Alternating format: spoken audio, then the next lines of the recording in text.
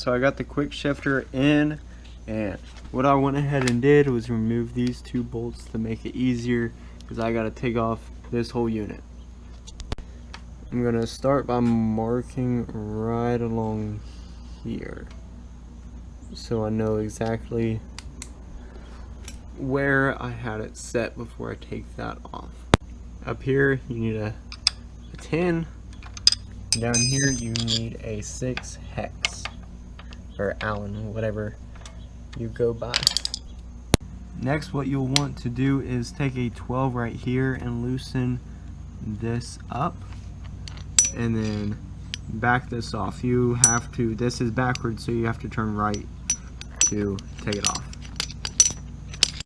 And then same thing with the other side, and then but this side, this side twists off left. Next, you'll just want to reattach everything and get it to the position you want. You might have to set it on your bike to see if it's actually positioned where you want it. And then there should be instructions to specify the space, the max distance between all these.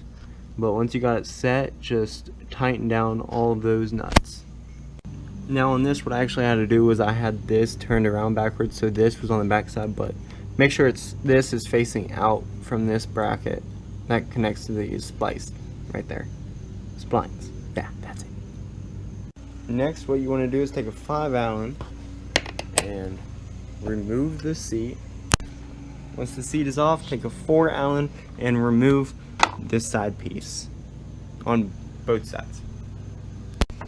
Now with these side pieces, you may get confused, but you just take it and pull back once the bolt is out. Take your 5, unbolt that, the front of the tank. After that, you'll see a 4mm back there. You want to take that out.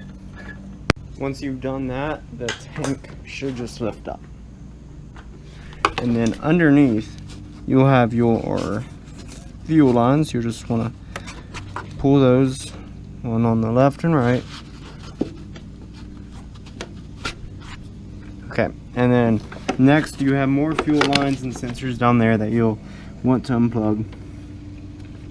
Now some people like to take the entire tank off, but that's too much work for me.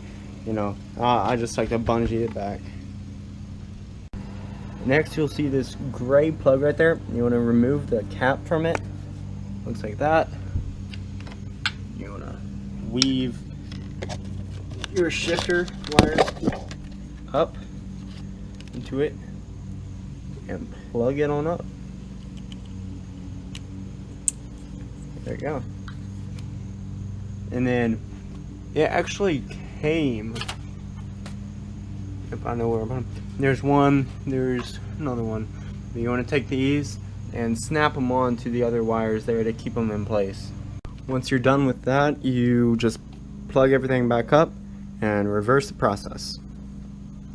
Okay, so this is how to program it. I was very confused, but somehow I got it. So what happened is I was in second.